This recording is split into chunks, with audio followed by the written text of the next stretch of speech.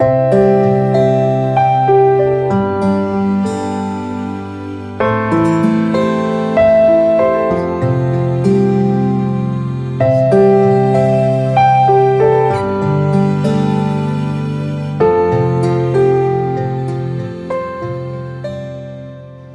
বন্ধুরা, কথক কৌশিকের গল্পের আসরে আপনাদের স্বাগত। আশা করি আপনারা সবাই সুস্থ আছেন। বন্ধুরা, আজ আপনারা শুনবেন প্রখ্যাত কথাশিল্পী, সাংবাদিক ও চিত্র পরিচালক প্রেমাঙ্কুর আতর্থীর লেখা কবির মেয়ে।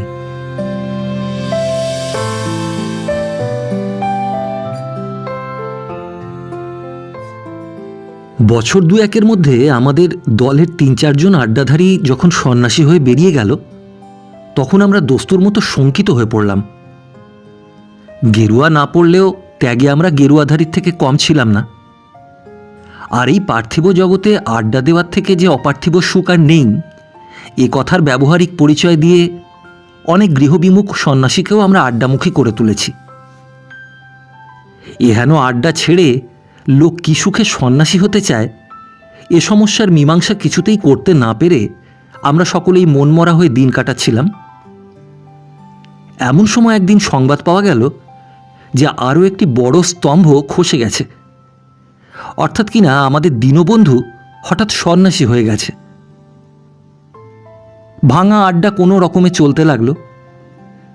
বছর ২-৩ আশায় আশায় থেকে পলাতক আড্ডাধারীদের ঘরে ফেরা সম্বন্ধে যখন আমরা নিরাশ হয়ে পড়েছি, এমন সময় একদিন দীনবন্ধু হৈ হৈ করে আড্ডায় উপস্থিত। আরে সংবাদ কি? এই কোথায় ছিলি এতদিন? ওয়ারেন্ট বেরিয়েছিল বুঝি? চারদিক থেকে তার উপরে সহস্র প্রশ্নের বাণ নিক্ষিপ্ত হতে লাগলো। দীনবন্ধু বলল, সন্ন্যাসী হয়েছিলুম ভাই। সুরেশ বলল, হ্যাঁ সে তো আমরা সবাই জানি, কিন্তু সন্ন্যাসী যদি হলি তবে ফিরলি কেন? ওরে বাবা, সংসারের চেয়ে সন্ন্যাসী হওয়ার ফ্যাসাদ বেশি। মহেন্দ্র দাদা বলল, আরে সেই জন্যেই তো পৃথিবীতে সংসারী লোক বেশি আর সন্ন্যাসী কম। এই কথাটা বোঝবার জন্য অত কষ্ট করলে কেন? আমাকে জিজ্ঞাসা করলেই তো এর উত্তর পেতে।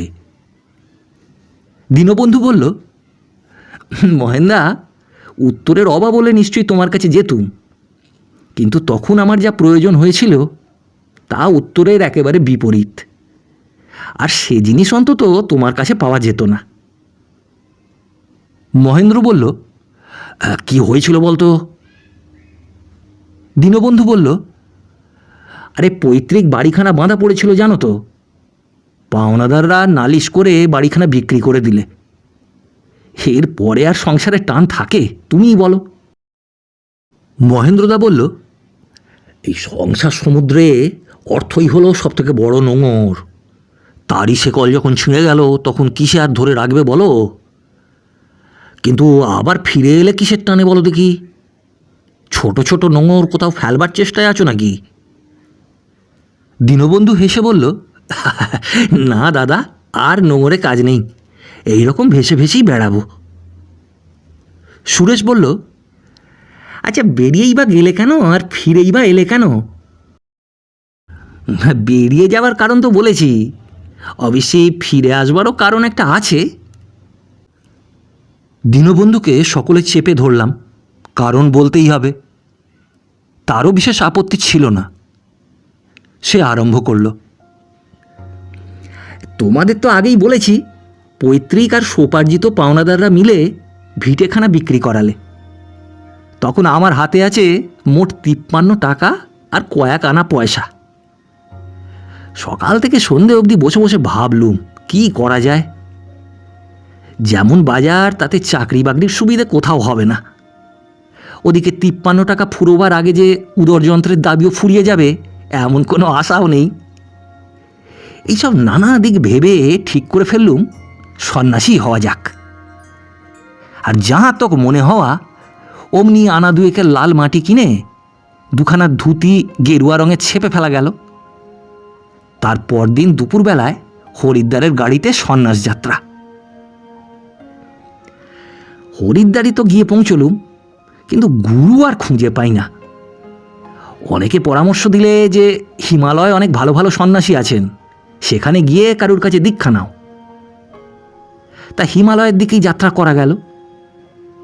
সমস্ত দিন চলি, আর রাত্রে কোনো চটিতে আশ্রয় নিই। পথে লোকজনের সঙ্গে দেখা হলে জিজ্ঞাসা করি ভালো সন্ন্যাসী কোথায় আছে। তাদের নির্দেশ মতো কোনো মঠে গিয়ে উঠি। কোথাও বা যাওয়া মাত্র তাড়িয়ে দেয়, কোথাও বা দুদিন বাদে বলে তোমাকে দীক্ষা দেব না। সেখান থেকে বেরিয়ে আবার চলতে আরম্ভ করি। এইরকম প্রায় মাসখানেক পাহাড়ে ঘুরে ঘুরে একদিন এক সন্ন্যাসীর আস্তানায় গিয়ে উপস্থিত হলুম। এর নাম জীবানন্দ। হরিদ্বারে থাকতেই খুব উচ্চদরের সাধক বলে এর নাম শুনেছিলুম। ছোট্ট একটি উপত্যকার মধ্যে এর মঠ, 3-4খানি ঘর, তাতে গুটি দুয়েক শিষ্যকে নিয়ে তখন বাস করছিলেন। সন্ন্যাসীকে গিয়ে প্রণাম করে বললুম, বাবা, আমার মনে বড় অশান্তি, তাই আপনার আশ্রয়ে এসেছি। সন্ন্যাসী স্মিত হাস্যে বললেন, বেশ করেছ, এখানেই থাকো, শান্তিময় এই স্থান, শান্তি পাবে। সেখানে 2-3 দিন থাকার পর একদিন বিকেলবেলা তাঁকে একলা পেয়ে আমি বলে ফেললুম, বাবা, আমি সন্ন্যাস গ্রহণ করব বলে বাড়ি থেকে বেরিয়েছি, আপনি আমায় দীক্ষা দিন। আমার কথা শুনে সন্ন্যাসীর চোখ দুটো হঠাৎ লাল টকটকে হয়ে উঠল। আমি তার পদসেবা করছিলুম। তিনি পা গুটিয়ে নিয়ে উঠে বসে জিজ্ঞাসা করলেন, কি বললে? এই স্বামীজিকে হঠাৎ অমন উত্তেজিত হতে দেখে আমি থতমত খেয়ে গিয়েছিলুম। তিনি আবার জিজ্ঞাসা করলেন, কি বললে? এবার আমি সাহস সঞ্চয় করে বলে ফেললুম, আপনার কাছে আমি দীক্ষা নিতে এসেছি, আমি সংসার ত্যাগ। স্বামীজি সেই সুরেই বললেন, কে তোমাকে সংসার ত্যাগ করতে বলেছে? আমার কাছে আসতেই বা কে বলেছে? কোনো জবাব না দিয়ে চুপ করে বসে রইল। কিছুক্ষণ পরে স্বামীজি আবার বললেন, আমি মনে করেছিলুম তুমি এখানে বেড়াতে এসেছো, কিছুদিন থেকে মনটা ভালো হলে ফিরে যাবে, এই ভেবেই তোমাকে আশ্রয় দিয়েছিলুম। আর জানোই তো, এই রকম ধরনের কথা কোনোদিনই সহ্য করার অভ্যেস আমার নেই। তবুও সন্ন্যাসী লোক, তাকে কিছু বলবো না মনে করে এতক্ষণ চুপ করেই ছিলুম। কিন্তু আর সহ্য করা সম্ভব হলো না। বলে ফেললুম, এই আশ্রয়ের আমার এমন অভাব হয়নি যে সেজন্য এই পাহাড় পর্বত ভেঙে আপনার কাছে আসতে হবে। আরও একটু কড়া কথা বলতে যাচ্ছিলাম, কিন্তু স্বামীজি তার আগেই একটি প্রকাণ্ড ধমক ছেড়ে বলে উঠলেন, তবে ওঠ, এই মুহূর্তেই এখান থেকে দূর হয়ে যা। চিৎকার শুনে শিষ্য 2জন ছুটে এলো। স্বামীজি তাদের বললেন, এখনই একে মঠের চৌহদ্দি পার করে দিয়ে এসো। আমি তখনই উঠে পড়লুম। শিষ্য 2জন আমাকে অনেকখানি এগিয়ে দিয়ে একটা রাস্তা দেখিয়ে বললে, এই পথ ধরে যাও, কেদারে পৌঁছবে। রাস্তা দুর্গম, একটু সাবধানে যেও, পথে যাত্রী দেখলে তাদের সঙ্গ নিও, অসুবিধা হবে না। শিষ্যরা চলে গেলে আমি সেই পথ ধরে হাঁটতে আরম্ভ করলুম। অনেকক্ষণ চলবার পর বিপরীত দিক থেকে একজন লোক আসছে দেখে তাকে জিজ্ঞাসা করলুম, চটি কত দূরে? সে বললে, এখানে চটি কোথায়, 10 মাইল দূরে একটা চটি আছে বোধহয়। লোকটার কথা শুনে আমি একবারে বসে পড়লুম। একে তখন সন্ধে হয়ে এসেছে, অন্ধকারে পথও চিনতে পারি না। মঠে যাবার পথ চিনি বটে, কিন্তু সেখানে ফেরবার পথ নিজেই নষ্ট করে এসেছি। এই রাত্রিতে 10 মাইল পাহাড়ে পথ অতিক্রম করে চটিতে পৌঁছবার আশা বিড়ম্বনা মাত্র। বাইরের অন্ধকার ক্রমেই ঘনীভূত হয়ে উঠতে লাগল। অন্তরের আশার শিখাও স্তিমিত। একমাত্র ভরসা আমার দুর্জয় সাহস। সেই সাহসে ভর করে আমি অগ্রসর হতে লাগলাম। রাত্রি 1 প্রহর কেটে যাবার পর আকাশে একটু চাঁদের আলো দেখা দিলে। কমাইল পথ চলে এসেছি তা ঠিক করতে পারলুম না, তবে যদ্দূর মনে পড়ে একটা ছোট আর একটা বড় উপত্যকা পার হয়ে হাঁপিয়ে পড়েছিলুম। স্থির করলুম যে এক জায়গায় বসে একটু জিরিয়ে নিয়ে আবার চলতে শুরু করব। একটা গাছের তলায় বসে বিশ্রাম করছিলুম। কখন যে সুষুপ্তির কোলে ঢলে পড়েছি তা জানতেই পারিনি। হঠাৎ খানিকটা ঠান্ডা বাতাস আমার ঠেলা দিয়ে জাগিয়ে দিলে। জেগে দেখি চাঁদের আলোতে চারিদিক ভেসে যাচ্ছে। আমার চারদিকে ছোট থেকে বড় একটার পর একটা পাহাড় থাকে থাকে স্থির হয়ে দাঁড়িয়ে আছে। দূরে সবার পেছনে একটা পাহাড় আর সকলের মাথা ছাড়িয়ে নীল আকাশ ভেদ করে উঠেছে। বাতাস অতি মৃদুভাবে তার গায়ে মেঘের চামর বুলিয়ে দিচ্ছে। কি স্থির আর কি শান্তভাবে তারা কাল সমুদ্রের বুকে অনন্তের নোঙর পেতে পড়ে আছে। আমার মনে হতে লাগলো পাহাড়গুলো যেন এই শব্দহীন অন্তহীন নীল চাঁদোয়ার নিচে বসে মহাপ্রলয়ের দিন কে কি কাজের ভার নেবে তারই পরামর্শ করছে। সেই বিরাট মহান প্রকৃতির সামনে মাথা আপনি নুয়ে পড়ল। মাথা তুলতে না তুলতে শুনতে পেলুম, চলো, এত রাতে আর এখানে বসে থাকে না। পিছনে ফিরে দেখি স্বামীজি তার দুই শিষ্যকে সঙ্গে নিয়ে দাঁড়িয়ে আছেন। আমি ফিরতেই তিনি বললেন, তুই তো ভারী অভিমানী ছেলে, চলে যেতে বললুম বলেই কি চলে যেতে হয়? স্বামীজিকে প্রণাম করে বললুম, প্রভু, আপনি তাড়িয়ে না দিলে এই দৃশ্য আমি দেখতে পেতুম না। চলে যেতে বলে ভালোই করেছিলেন। স্বামীজি আমার একখানি হাত ধরে বললেন, চল, ফিরে চল, রাগ করিস নি। সেই রাত্রিতে আবার মঠে ফিরে এলুম। বোধহয় 4 দিন পরে স্বামীজি আমায় দীক্ষা দিলেন। আমার সংসারী নাম ঘুচে গিয়ে হলো অরূপ চৈতন্য। মঠে বেশ আনন্দের সঙ্গেই দিন কাটতে লাগলো। সকালে স্বামীজি আমাদের ধর্মশিক্ষা দিতেন। দূরে 2-3খানা গ্রাম ছিল, তারই বাসিন্দারা আমাদের আহার্য জোগাত। মধ্যে মধ্যে স্বামীজির ধনী শিষ্যরা ভেট পাঠাত। শক্ত কাজের মধ্যে ছিল ঝর্ণা থেকে জল নিয়ে আসা। জ্যোৎস্না রাত্রি হলেই আমি পাহাড়ে বেরিয়ে পড়তুম। ঘণ্টার পর ঘণ্টা পাহাড়ে পাহাড়ে ঘুরে ক্লান্ত হয়ে পড়লে মাঠে এসে শুয়ে পড়তুম। বাইরের যে পৃথিবীটার সঙ্গে সমস্ত সম্পর্ক চুকিয়ে চলে এসেছিলুম, মাঝে মাঝে অসতর্ক মুহূর্তে তার আহ্বান আমার হৃদয় দুয়ারে ঘা দিয়ে আমাকে আকুল করে তুলত। কিন্তু নির্জনতার মধ্যেও একটা মাদকতা আছে। তার নেশা ধরতে দেরি লাগে বটে, কিন্তু সে মৌতাতে একবার অভ্যেস হয়ে গেলে আর ছাড়া মুশকিল। আস্তে আস্তে এই একলা থাকার মৌতাতে আমি মশগুল হয়ে উঠছিলুম। এমন সময় কি একটা বিশেষ প্রয়োজনে স্বামীজিকে বোম্বাইয়ের দিকে চলে যেতে হলো। মঠে তখন আমরা 3 জন মাত্র শিষ্য ছিলুম। স্বামীজি একজনকে সঙ্গে নিলেন, একজনকে পাঠিয়ে দিলেন প্রয়াগ অঞ্চলে, আর আমায় বললেন, তুই নিজের দেশে যা, সন্ন্যাস গ্রহণ করবার পর একবার দেশে যেতে হয়। মঠ ছেড়ে কোথাও যেতে আমার মোটেই ইচ্ছে ছিল না, কিন্তু গুরুর আগ্রহে আমায় বেরুতে হলো। তিনি আমাদের দুজনকে বলে দিলেন, 2 বছর পরে আমি এইখানে ফিরে আসব। বেরিয়ে পড়তে হলো। বাড়ি থেকে যখন বেরিয়েছিলুম তখন হাতে আর কিছু না থাক রেল ভাড়াটা ছিল, এখন একেবারে রিক্ত। বিনা টিকিটেই রেলে উঠে পড়া গেল। টিকিট নেই শুনে কেউ বা সন্ন্যাসী দেখে ছেড়ে দেয়, আর কেউ বা ঘাড় ধরে নামিয়ে দেয়। তখনকার মতো নেমে পড়ি, পরদিন আবার ট্রেনে উঠে চলতে থাকি। এই রকম করে অগ্রসর হতে হতে একদিন মধুপুর রেল স্টেশনে একজন কর্মচারী আমার টিকিট নেই দেখে ট্রেন থেকে নামিয়ে দিলে।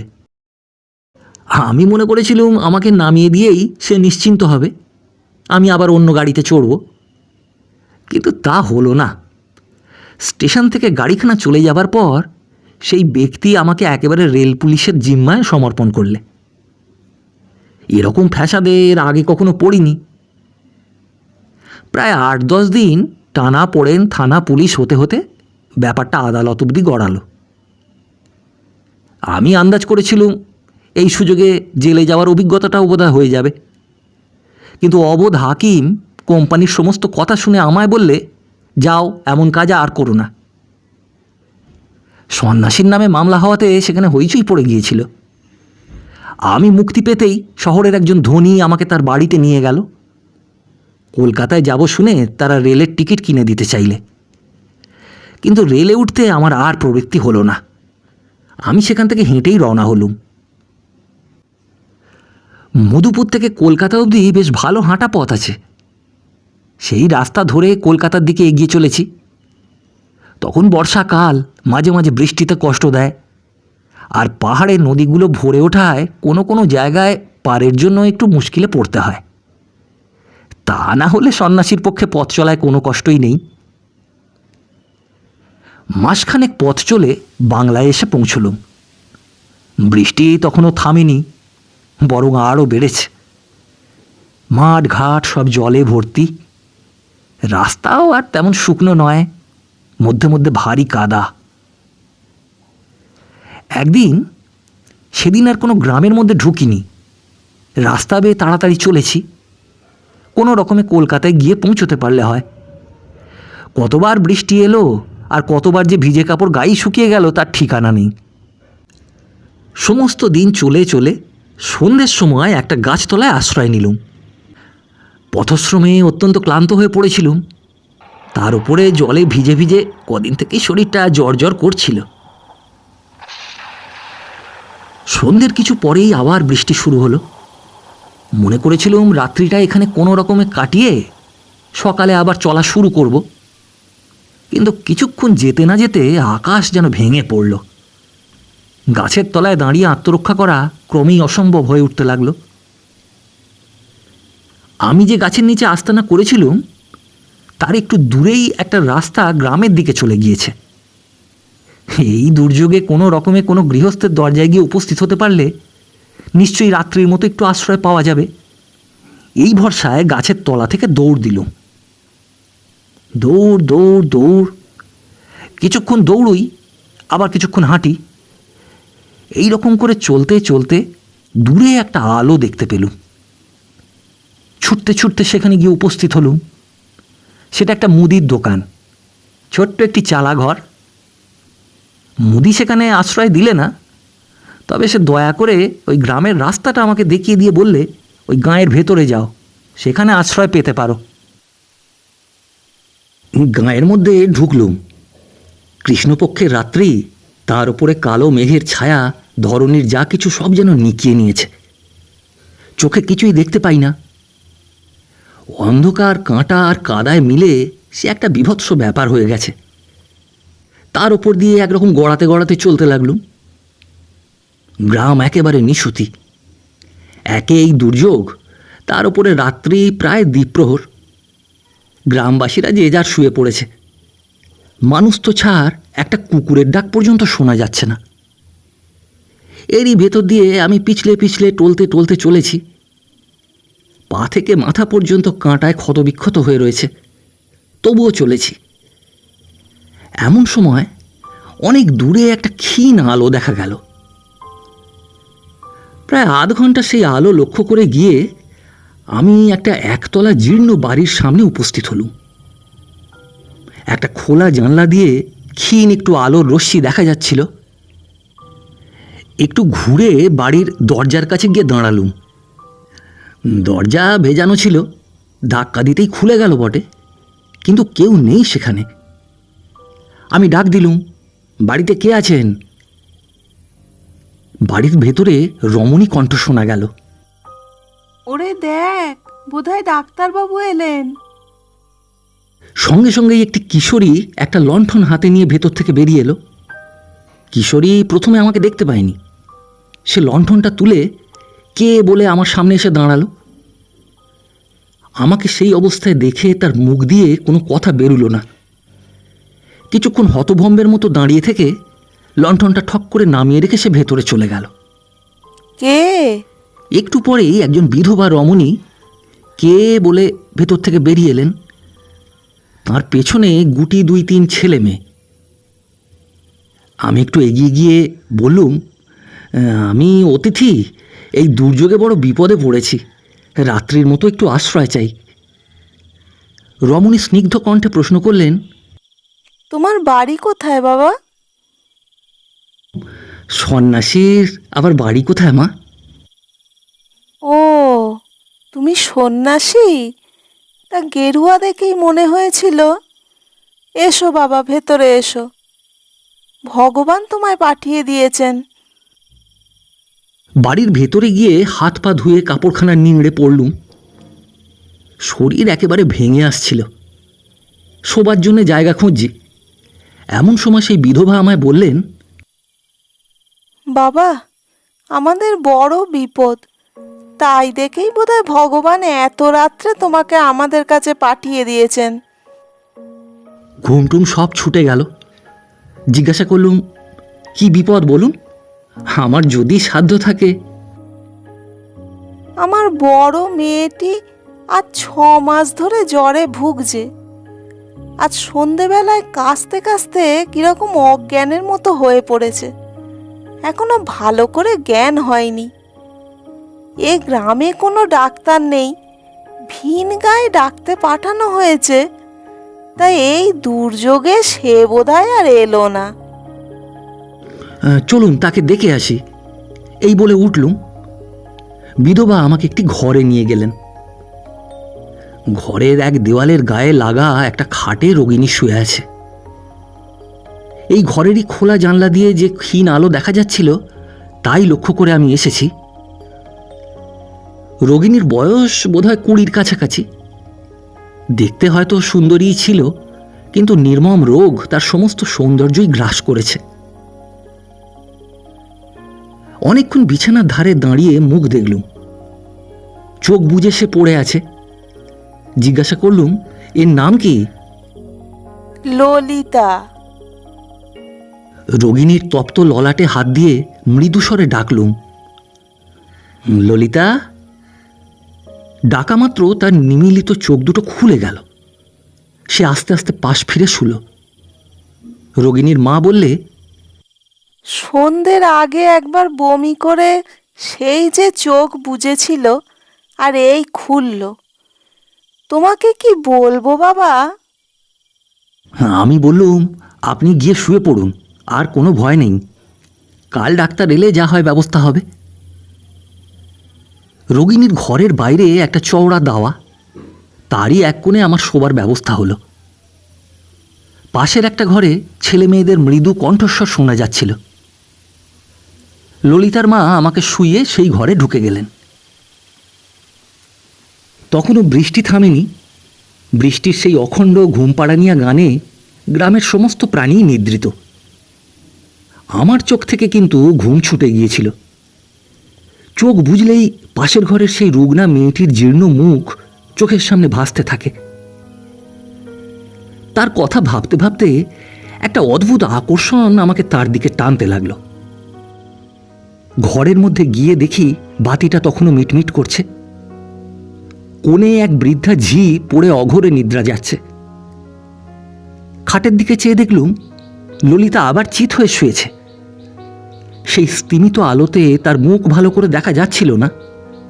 আমি খাটের ধারে গিয়ে ঝুঁকে তার মুখখানা দেখতে লাগলুম। এক দৃষ্টে তাকে দেখছি। নিঃশ্বাস এত ক্ষীণ যে তা পড়ছে কিনা বুঝতে পারা যাচ্ছে না। তার একখানা হাত তুলে নাড়ি দেখতে লাগলুম। জীবন প্রবাহ অতি ক্ষীণ, যে কোনো মুহূর্তে তা বন্ধ হয়ে যেতে পারে। হঠাৎ রুগ্নার চোখ দুটো খুলে গেল।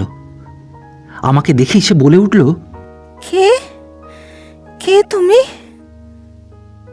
আমি তাড়াতাড়ি তার হাতখানা নামিয়ে রেখে বললুম, কোনো ভয় নেই, আমি সন্ন্যাসী।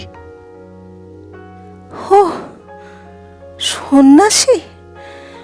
তুমি বুঝি রোজ ওই জানলার ধারে বসে থাকো? আজ এত কাছে এসেছো যে? আমি বললুম, তুমি ঘুমো, বেশি কথা বললে অসুখ বাড়বে। কিন্তু তুমি এত কাছে এসেছো কেন? আমাকে বুঝি নিয়ে যাবে? না না, আমি যাব না, তুমি যাও।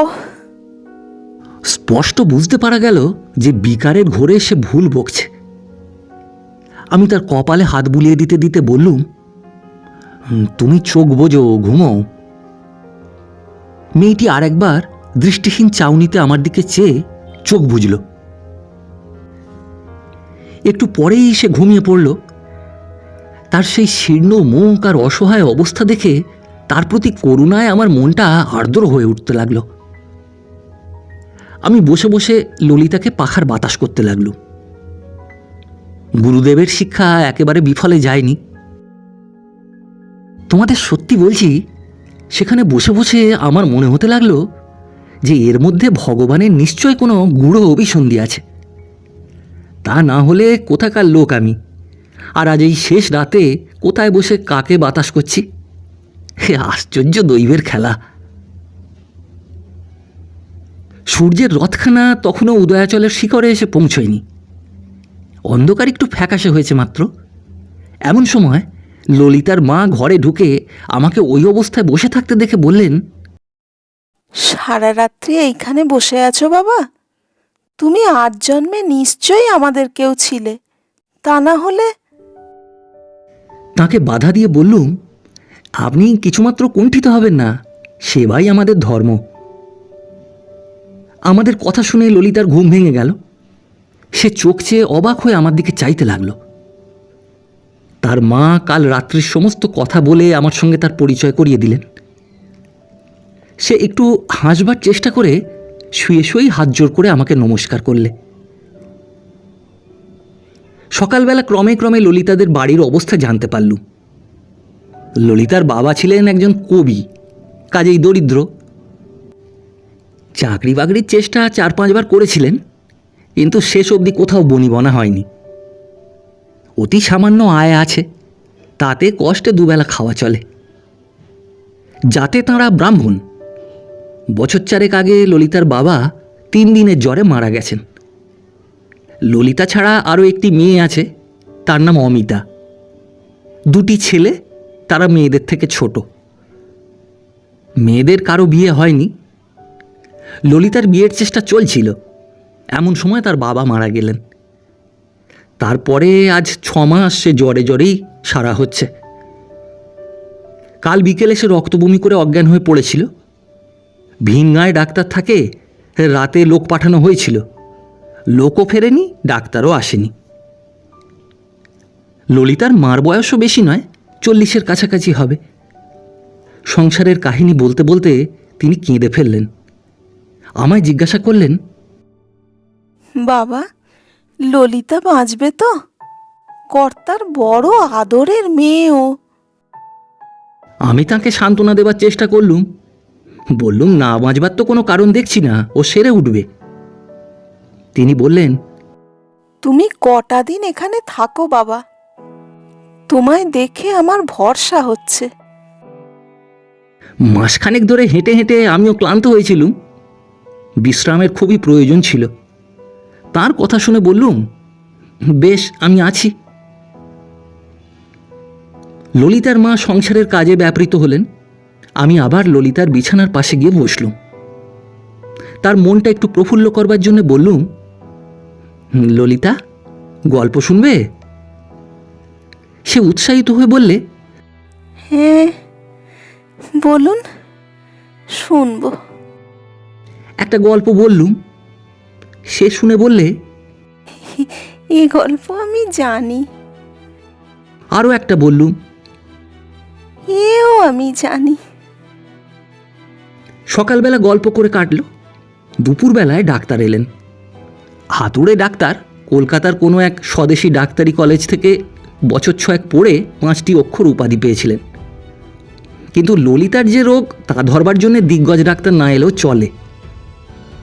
ডাক্তার রোগী পরীক্ষা করে 2টি টাকা নিয়ে আমায় আলাদা করে ডেকে নিয়ে গিয়ে বললে, রাত যক্ষা হয়েছে, 2টো ফুসফুসেই আর কিচ্ছু নেই, যে কোনো মুহূর্তেই মৃত্যু হতে পারে। বিকেলবেলায় ললিতার খাটের পাশে বসে আছি। অস্তন্মুখ রবির এক টুকরো ম্লান রশ্মি খোলা জানলা দিয়ে বিছানার ধারে এসে পড়েছিল। ললিতা অনেকক্ষণ সেই আলোটুকুর দিকে চেয়ে চেয়ে বললে, সন্ন্যাসী, ডাক্তার কি বলে গেল? আমি আর বাঁচব না? আমি বললুম, সে কি, কে বললে তোমাকে? ডাক্তার বললে তুমি শিগগির সেরে উঠবে। ওসব কথা ভাবে না লক্ষ্মীটি। আমার কথা শুনে ললিতার শীর্ণ মুখ খুশিতে ভরে উঠল। সে বললে, না না সন্ন্যাসী, আমি তো সে কথা ভাবি না। আমি দিন রাত বাঁচবার কথাই ভাবি। শুধু ভাবি কবে ভালো হয়ে উঠব। এখন আমি মরতে চাই না। আমার এই 19 বছর বয়স, এই বয়সে কি মরতে ইচ্ছে হয়? আমার অনেক আশা আছে, অনেক অনেক। এই অবধি বলে সে ভয়ানক হাঁপাতে লাগলো। পাছে আবার সেই প্রসঙ্গ ওঠে, এই ভয় তাকে বললুম, ললিতা, গল্প শুনবে? ললিতা একটু হেসে বললে, না, গল্প নয়, ওই থাকের ওপর কবিতার বই আছে, নিয়ে এসে আমায় শোনাও না। তাকের ওপরে সারি সারি ইংরেজি বাংলা কবিতার বই সাজানো ছিল। একখানা বাংলা বই নিয়ে এসে বললুম, কোনটা পড়ব? যেটা যেটা ইচ্ছে পড়ো। আমি পড়তে লাগলুম, আর ললিতা চোখ বুজে রইল। একটার পর একটা পড়ে যাই, তার আর ক্লান্তি নেই। জি এসে আলো দিয়ে গেল, মা এসে কাছে বসলেন, অমিতা এসে খাইয়ে গেল, মা অন্য কাজে গেলেন, পড়ার আর বিরাম নেই। একবার সে ঘুমিয়ে পড়েছে মনে করে আমি পড়া বন্ধ করলুম, কিন্তু তখনই সে চোখ চেয়ে বললে, কই পড়ছো না? আবার পড়তে শুরু করা গেল। একবার ললিতার দিকে চেয়ে দেখলুম তার দুই চোখ দিয়ে অনর্গল অশ্রু গড়িয়ে পড়ছে।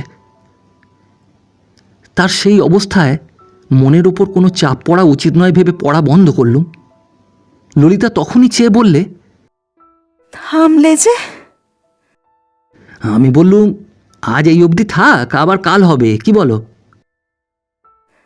আচ্ছা। তাকে বইখানা রেখে এসে তার কাছে বসা মাত্র সে বললে, সন্ন্যাসী, তুমি বড় ভালো, বড় সুন্দর পড়তে পারো তুমি। আমার আমার বাবাও খুব সুন্দর পড়তে পারতেন। আমাতে আর বাবাতে বই হাতে করে কখনো চলে যেতাম সেই নদীর ধারে, কখনো বা ওই বড় মাঠটা পেরিয়ে সেই প্রকাণ্ড বটগাছের নিচে। সমস্ত দিন আমরা সেখানে বসে বসে কবিতা পড়তাম। এই ভাদ্র মাসে আমরা ভাই বোনে মিলে মাঠে মাঠে কত খেলাই করেছি। আজ আজ প্রায় 6 মাস বাড়ি থেকে বেরোইনি। প্রাণটা আমার হাঁপিয়ে উঠেছে। কতদিনে আমি ভালো হয়ে উঠব বলতে পারো সন্ন্যাসী?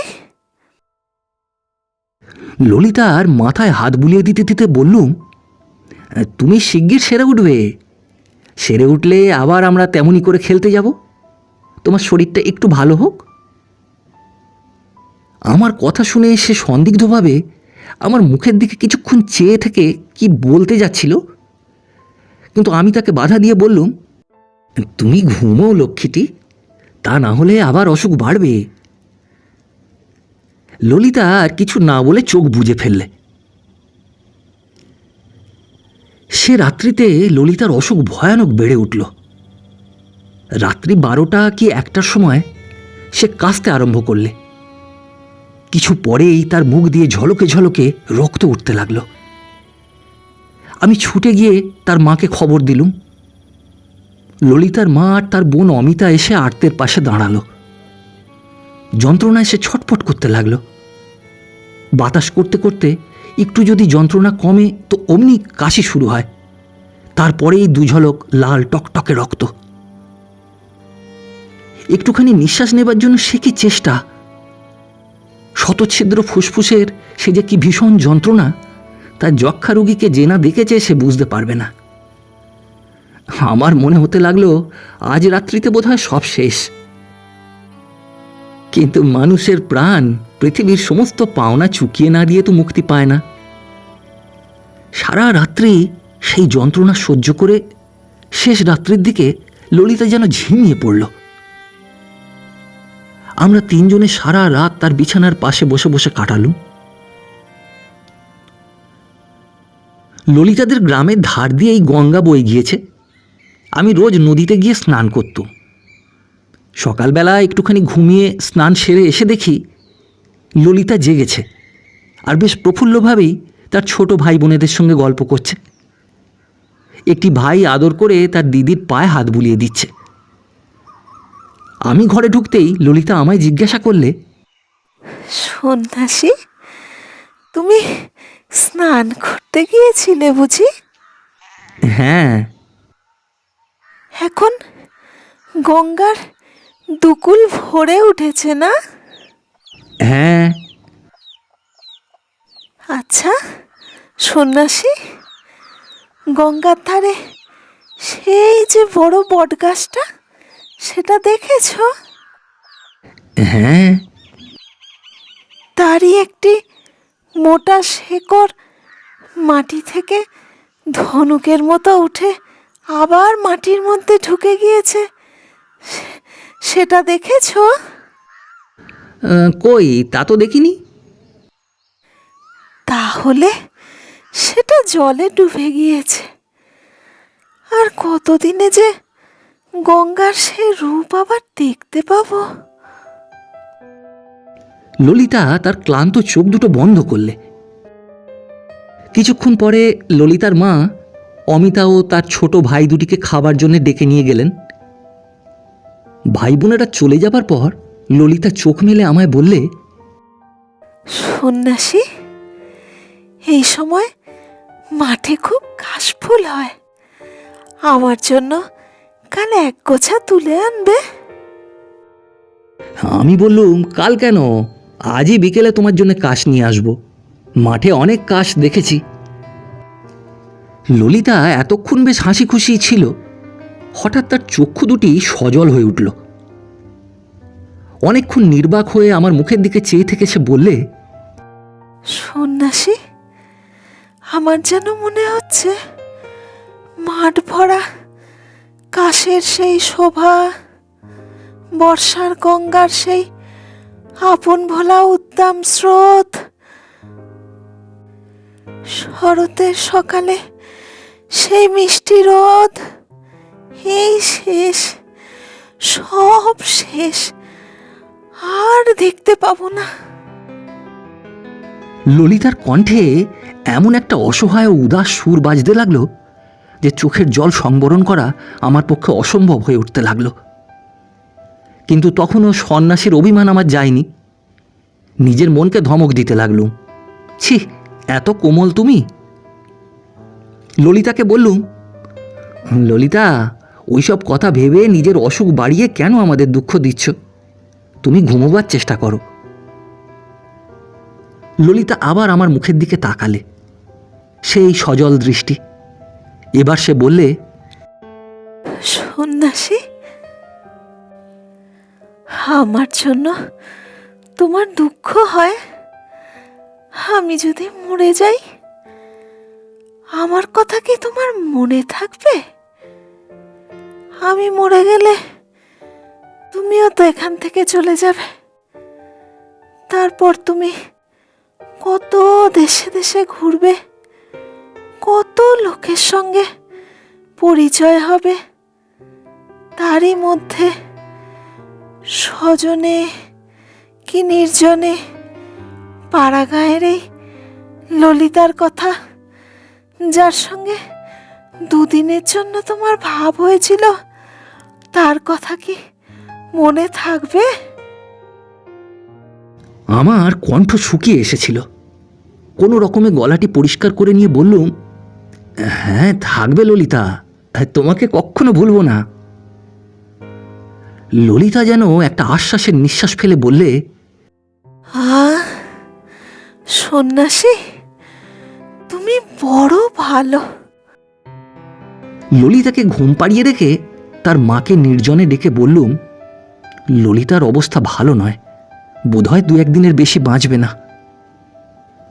কথাটা শুনে তিনি চমকে উঠলেন। সন্তানের মৃত্যু সম্ভাবনার সংবাদে মায়ের সে চমকানি, তার বর্ণনা করবার ভাষা আমি জানি না।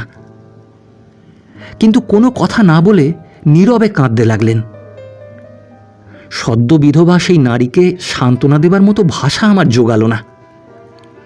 বসে বসে ভাবতে লাগলুম, মৃত্যু এ সংসারে নিত্য নৈমিত্তিক ঘটনা, কিন্তু ধরণীর এই অতি পুরাতন অতিথি প্রতি গৃহে প্রতিবারেই দেখা দেয়। সকলেই জানে এর কোনো প্রতিকার নেই, তবুও তারা শোকে কাতর হয়। সকলেই জানে সান্ত্বনার কোনো মূল্য নেই, তবুও সান্ত্বনার ভাষা খুঁজে মরে। ললিতার মার অশ্রু দেখে আমিও 2-4টে সান্ত্বনার বাঁধা গত আওড়াতে লাগলুম, কিন্তু ছেলেরা সেখানে এসে পড়ায় তাড়াতাড়ি সেখান থেকে সরে গেলুম।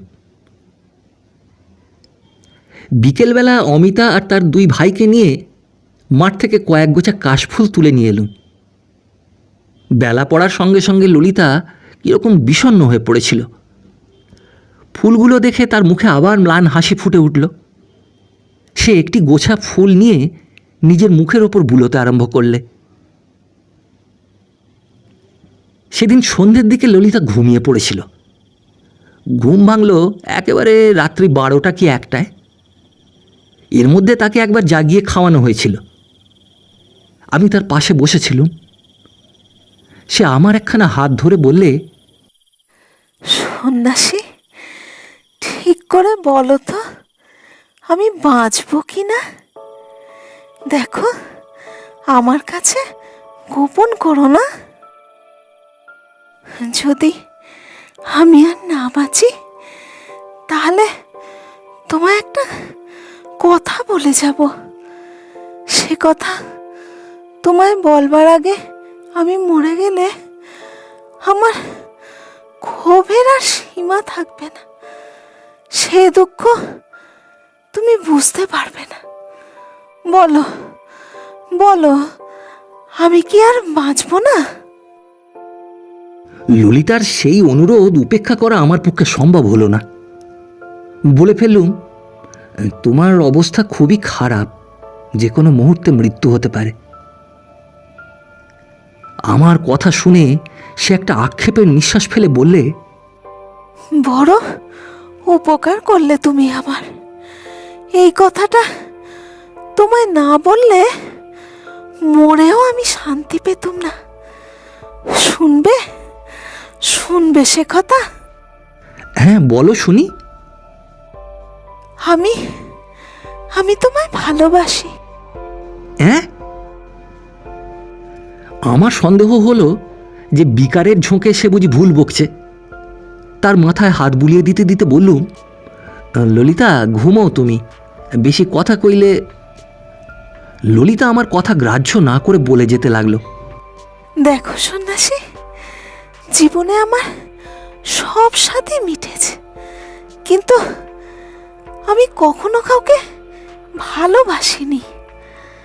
আমার বুকে ভালোবাসার যে সম্পুটখানি আছে, ধনী যেমন যত্ন করে নিজের বুকের মধ্যে মহামূল্য রত্নকে আগলে রাখে, আমিও তেমনি আমার কুমারী ধর্ম নিয়ে আমার সেই ভালোবাসাটিকে আগলে রেখেছিলাম। আমার আমার স্বামীর হাতে অক্ষুণ্ণ সেই পাত্রটুকু তুলে দেবার জন্য। আজ আর আমার সময় নেই। আমি তোমার হাতে আজ সেই রত্ন তুলে দিচ্ছি। সন্ন্যাসী, শোনো, আমি তোমায় ভালোবাসি। আমার মনের অবস্থাটা একবার তোমরা কল্পনা করে দেখো। বাকপটুতার জন্য তোমাদের কাছে কত প্রশংসাই না পেয়েছি, কিন্তু সেই মুহূর্তে 2 দিনের পরিচিতার প্রেম গ্রহণ করবার মতো ভাষা আমি খুঁজে পেলুম না। স্তম্ভিত হয়ে তার পাশে বসে রইলুম। ললিতা আবার বলতে আরম্ভ করলে, সন্ন্যাসী, হে, এদিকে ফেরো, আমার দিকে যাও। আমি তার দিকে চাইলুম। সে বললে, তুমি তুমি তুমি আমায় ভালোবাসো? আমি কি বলবো? তাকে ভালোবাসার কোনো কল্পনা তখনও পর্যন্ত স্বপ্নেও আমার মনের মধ্যে উঁকি দেয়নি, কিন্তু তার জীবন মরণের মাঝে সেই ক্ষীণ ব্যবধানটুকু প্রত্যাখ্যানের লজ্জা আর দুঃখে ভরিয়ে দেবার মতো সত্যনিষ্ঠা আমার নেই। বলে ফেললুম, বাসি ললিতা, বাসি, তুমি কি বুঝতে পারো না? বলেই মনে হলো মিথ্যা কথা বলতে শেখা আমার সার্থক হয়েছে। মিথ্যার অতখানি সদ্ব্যবহার করবার অবসর বোধহয় জীবনে আর কখনো পাবো না। ললিতা আমার কথা শুনে বললে, বুঝতে পারি, সেই জন্যই তো তোমাকে ভালোবেসেছি। আমি বললুম, ললিতা, গত জন্মে তোমার সঙ্গে নিশ্চয়ই আমার কোনো ঘনিষ্ঠ সম্বন্ধ ছিল। সেবার বোধহয় আমি তোমাকে এমনই করে ফাঁকি দিয়েছিলুম। এ জন্মে তুমি আমায় ফাঁকি দিলে। ললিতা একটু হেসে বললে, শোধ বোধ হয়ে গেল। এবার যখন মিলব তখন আর ছাড়াছাড়ি হবে না। যাবার আগে। ললিতা আর কথা বলতে পারলে না। আমি নিচু হয়ে তার জ্বরতপ্ত অধরে তার কুমারী জীবনের প্রথম প্রেমের চুম্বন এঁকে দিলুম। ললিতা জিজ্ঞাসা করলে, তোমার নাম কি সন্ন্যাসী? আশ্চর্য, এতদিন সে আমার নাম পর্যন্ত জিজ্ঞাসা করেনি, আমাকে সন্ন্যাসী বলেই ডাকতো। আমি বললুম, আমার নাম দীনবন্ধু। সে বললে, না না, ও নাম ভালো নয়। ও আবার কি নাম? বললুম, তাহলে তুমি আমার একটা নাম দাও। ললিতা আবার সেই ম্লান হাসি হেসে বললে, সেই বেশ, তোমার নাম তরুণ কেমন? আমার হাসি পেল। বললুম, তোমার যে নাম ইচ্ছে সেই নাম ধরেই আমায় ডেকো। সে বললে, ধুর, তোমার নাম বুঝি আমায় ধরতে আছে? একটু চুপ করে থেকে সে আবার বললে, হোগো, তোমার পায়ের ধুলো আমার মাথায় একটু দাও না। আমি তাই দিলুম। একটু হাঁপিয়ে গিয়ে সে বললে, আর একবার, ওগো, আর একবার। আবার তার তৃষিত অধর চুম্বনে ভরিয়ে দিতে হলো। চুম্বনে তার যেন স্বাদ আর মিটছিল না। সে আমার একখানা হাত চেপে ধরে রইল। সেই অবস্থাতে আমাদের প্রথম প্রেমের বাসর রাত্রি অবসান হলো। পরদিন সন্ধ্যের সময় ললিতা ইহলোক থেকে বিদায় নিলে। দীনবন্ধুর কাহিনী শুনে আমরা নীরব রইলাম। মহেন্দ্র দাদা জিজ্ঞাসা করল, তা গেরুয়া ছাড়লে কোথায়? দীনবন্ধু বলল, এই শ্মশান ঘাটে স্নান করে নতুন কাপড় পরবার সময় গঙ্গার জলে গেরুয়া ভাসিয়ে দিয়ে এসেছি।